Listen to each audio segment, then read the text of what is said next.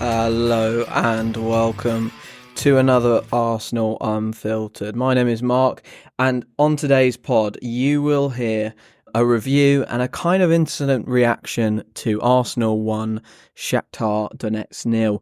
I've just started recording at 10 o'clock, so literally just finished watching the game and really mixed emotions about that one. Before we get started, remember, if you've enjoyed any episodes of Arsenal Unfiltered or you enjoy this episode of Arsenal Unfiltered, please drop us a follow. It'll really help grow our community. And I'm trying to, grow this podcast and get it heard by as many people as possible. So follow would be really appreciated. One place to start, as ever, with match reviews, and that's the lineup, and much more like it for me with the lineup. More attackers on the pitch. That's what we wanted, right? In the Bournemouth game, we saw a conservative lineup, a really conservative lineup. But today, Trossard, Jesus, Havertz, Martinelli, all on the pitch. They ended up being part of that front four in a sort of 4-2-4 formation when we were attacking. And obviously Martinelli and Jesus were wide when we were in the 4-4-2 defending. Behind them, we had Raya, White, Saliba, Gabriel, Calafiori, and then that double pivot of Rice and Partey, which is working really well, and I will come on to that in a bit. No issues with the lineup, really. I think that was the right thing. I think we would have seen more rotation if we'd had a good result against Bournemouth. But ultimately, we didn't have that opportunity to rotate because we had to respond. We had to respond. Can you imagine the media frenzy and I guess as well, the Arsenal fan temperature? Had we dropped points today, I think that would have been a really bad thing to do following the Bournemouth game. So I think clearly Mikel put out quite a strong team. Had we run against Bournemouth, had we not had Saliba sent off, had it been a completely different story, would we have seen this lineup? I don't think so. I think we would have seen some rotation, but I like that he went with this. I like that he went with experienced men and got some attackers on the pitch again to, as in his words, as he said in his pre-match presser, about starting a new unbeaten run. And I guess that's what we've done today in a sense. Other news, Zinchenko back on the bench, which is great, but no Saka and no Timber. And I think that no Timber thing, given how some of the events of the game unfolded, might be an issue. That might be an issue. But it's nice to see Zinchenko back on the bench. And I thought before the game, I was thinking, okay, what happens tonight to really help us forward? Because ultimately we need 3 points, but we might need more than that. We might need some things to happen. And I felt like it was a big night for Gabriel Jesus.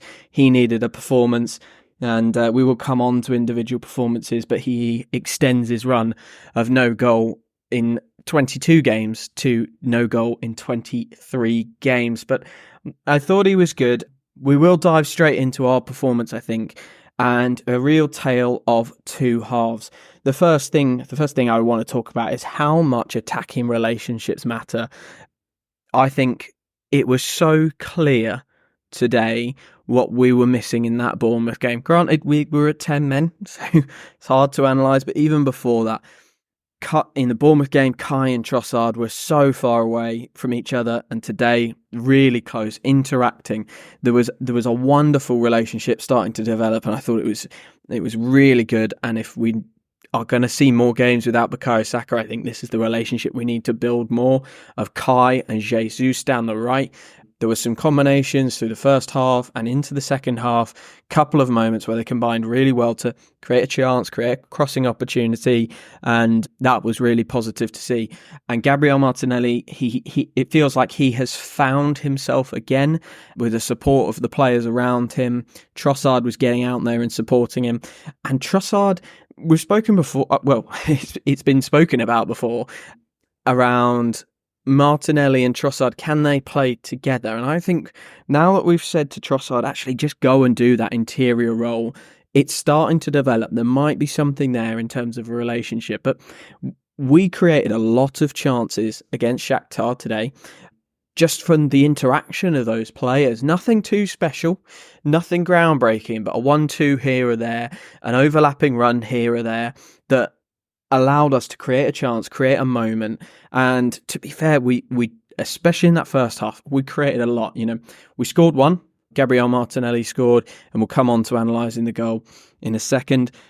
Jesus should have scored second for us. He snatched at that chance, but it was a lovely combination with Kai Havertz. Kai knew where he was and just laid it off to him. And personally, I think you either have to stand the keeper up a little bit and almost kind of, if you're going to place it, be very, very precise, or just pick a side and dispatch it and really authoritarily put your foot through that ball. He doesn't do either, kind of just whacks it at the keeper. But, a lovely combination with Trossard. Jesus wins the ball, Trossard to Havertz, Havertz to Jesus, and a big chance there. And obviously Havertz very nearly, from I think a Jesus cross, very nearly scores. Brilliant, like last-ditch defending from Shaktar. But the goal, obviously, is Gabriel Martinelli. Rice gets the ball to him, and this isn't so much about an attacking relationship between attackers, but actually that fullback presence. And we know how much Arteta likes to use the fullbacks this year to support Gabriel Martinelli. So let's get into the goal. I think Martinelli does really well for the goal, to be honest. It's the Martinelli that we all want to see. And for me, he was the player of the match today. The goal typified what he did. He drove, he was direct, drove at his man, stands his man up, and then that Calafiori run round the outside just puts a little bit of doubt in the defender's mind and allows Martinelli to dip inside and take a good shot. Now, I think it's going in. It takes a bit of deflection, hits the post, and then hits the keeper, obviously. I think it's going in without the deflection. But I think generally, in that whole passage of play, it was all about Martinelli's directness. We win the ball back quite high up the pitch, and Martinelli decides to go straight at his man, stand him up, gets a bit of help from Calafiori, and I'm so glad he was involved in winning this game because he did a lot today. He was very direct.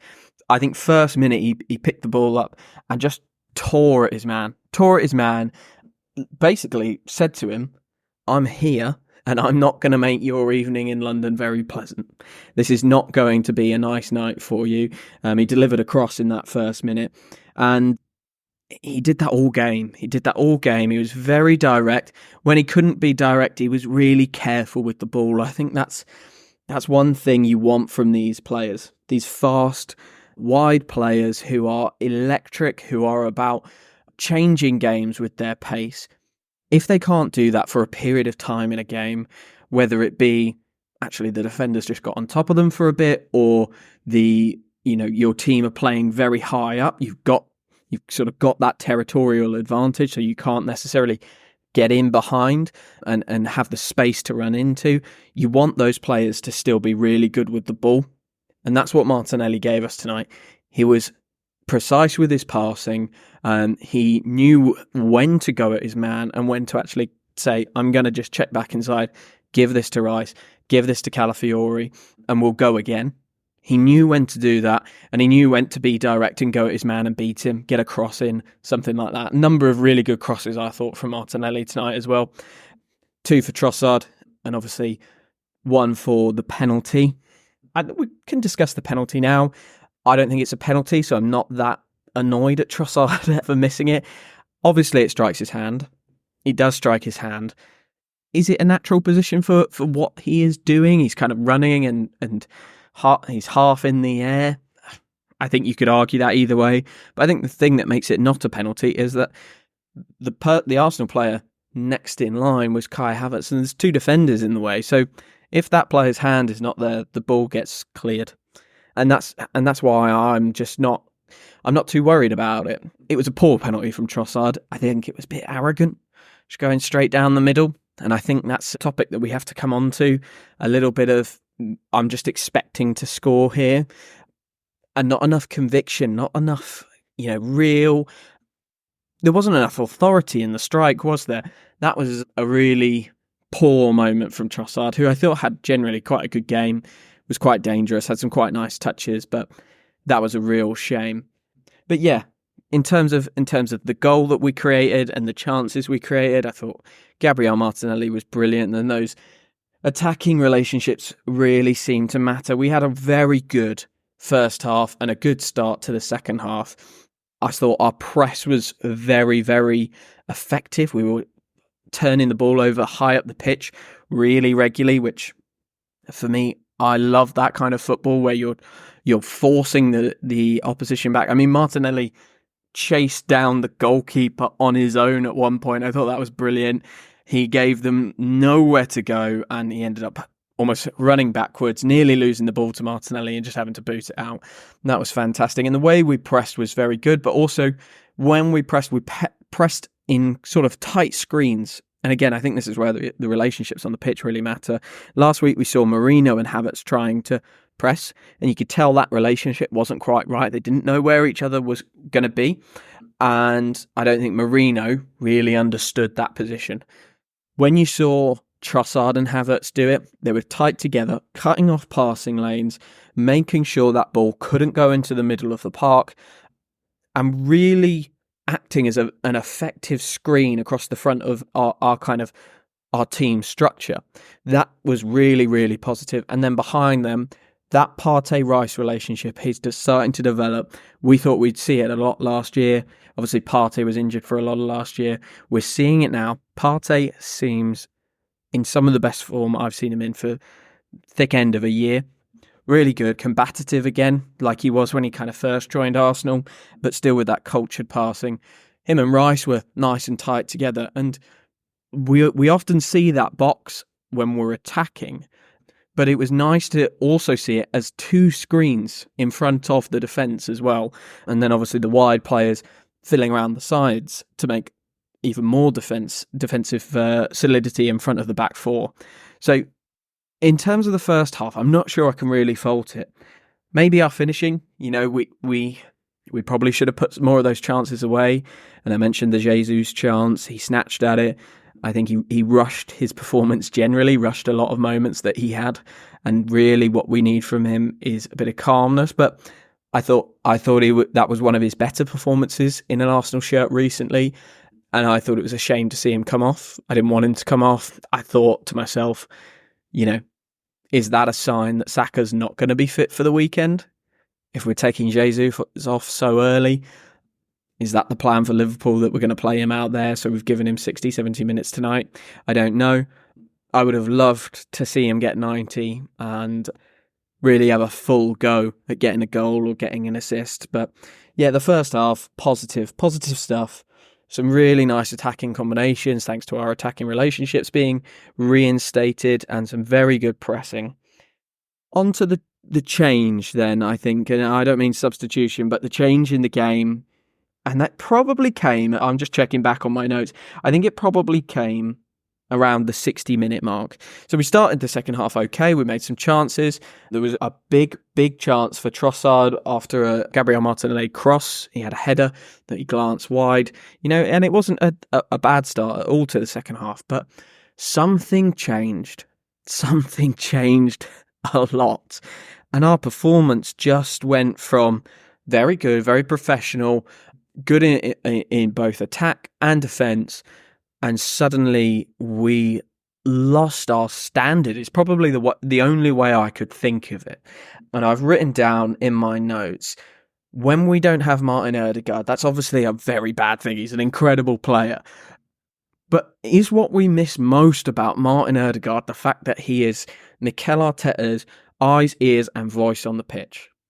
Is that what we're missing most about him? Because I felt, watching that game tonight, at 60 minutes, the standards just dropped off a cliff. We started misplacing passes in our third, making things difficult for ourselves.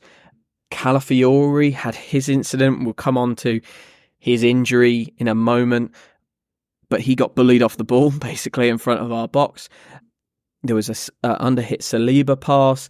There were just a couple of moments where I thought, hang on, we're letting them back into this. And then the ending was so chaotic. We had the chance where they shot from the edge of the box, and then the chance where the cross came in. They were in extra time. And I'm thinking, how have we gone from this performance where we are in complete control, and creating chances willy-nilly, and Shakhtar had offered nothing until we let them back into this, by the way. Absolutely nothing. really, people were talking about Alan Shearer on co-coms was talking about, they're getting forward on the counter-attack a little bit, but nothing really that worried David Raya and the two centre-backs. They were in control of it until we got into the second half. And I was thinking, how have we let this happen? And I don't think it was, you look at the Bournemouth game and it's a couple of big individual errors with back passes, the Kivior one, the Trossard one. We had more sloppy passes today. And I just thought to myself, well, it's not that these lads can't pass, because we've literally seen them pass the ball really well for the first 60 minutes. I thought we worked really hard in our build-up to draw Shakhtar out and then get round them. Thomas Partey did a couple of fantastic balls round the outside, but we worked really hard across that back line to pull them around, create space, and then spring and go from there. These players can pass. It's just the standards dropped. And I've written really on that we need an on-pitch coach. We don't have Martin Ødegaard doing it, and we're not playing Jorginho. So who does that leave? Who's filling that role? And I don't see anyone doing it. When you watch Martin Ødegaard play for Arsenal, you see him not just fancy touches, fantastic turns, brilliant passes, but you see him cajoling the other players. You see him directing, instructing. You see it when Jorginho is on the pitch as well. Directing, instructing. You need to be standing there. This ball needs to go here. I certainly cannot see that from any member of the Arsenal team at the moment. And I'm really disappointed in a number of players, I think, that they're not stepping up to fill that role. I think Declan Rice needs to be stepping up to fill that role. I think Gabriel Jesus could be stepping up to fill that role. Granted, when he's on the pitch, I think Gabriel probably could be stepping up to fill that role. Why they're not, I can't understand it. I can't understand why no one is filling that role. But I feel like that's where it started to go wrong in the second half for us. And we dodged a bullet tonight. I think we really did, because in the Champions League, and it doesn't matter that we're playing Shakhtar, by the way, and it doesn't matter that we're at home. In the Champions League, if you let your standards drop, you will usually be punished. And we came very, very close to not winning this game because we hadn't taken our chances, and then we let our passing in our third get sloppy, we let our concentration go, and just lots of things started to go wrong. I think we're super lucky that Shakhtar have had all that travel going on, that they've got so much additional context around their club at the moment, that they're going to struggle to sign players, as they mentioned on commentary. I think if that was any other team in the Champions League, they'd have had a player out there, or they'd have had fresh players who could have punished our sloppiness in that final half an hour.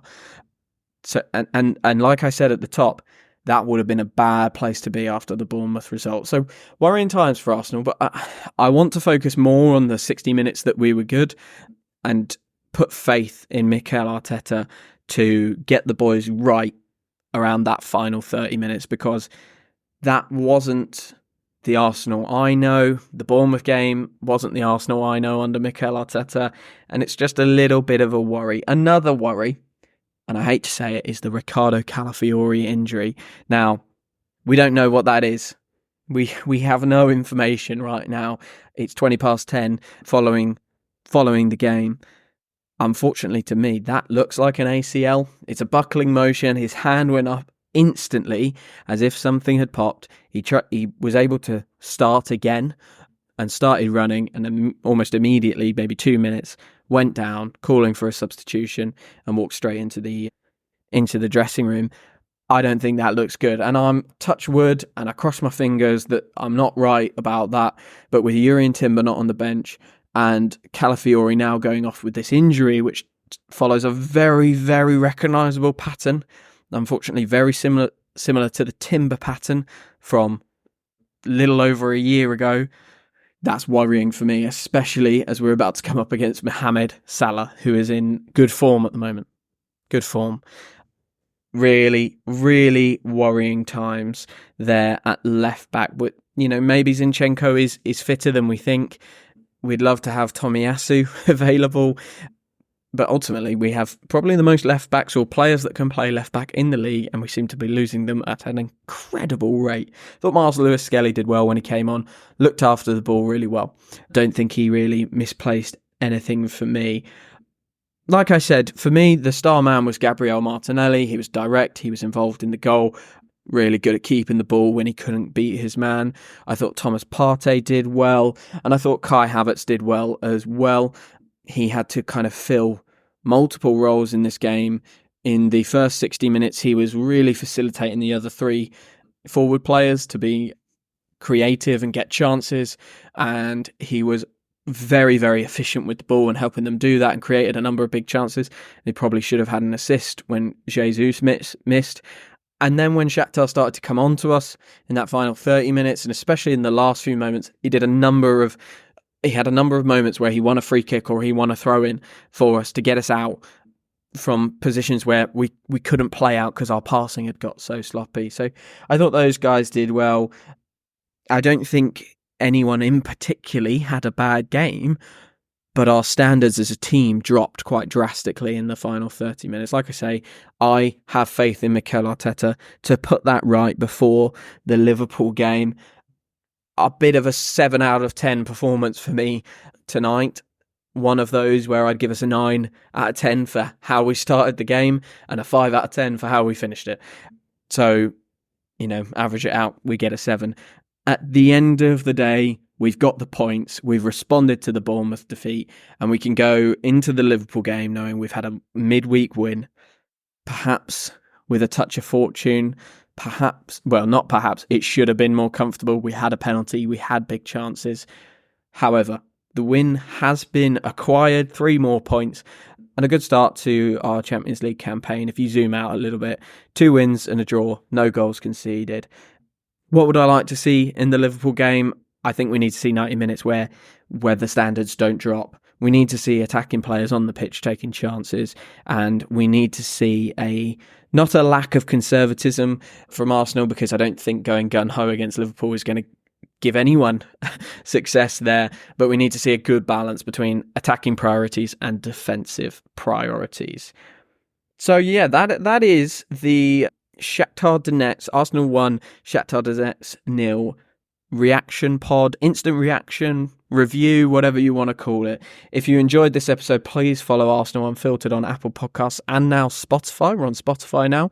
It will really help the podcast grow and allow others to find out about our community here at Arsenal Unfiltered.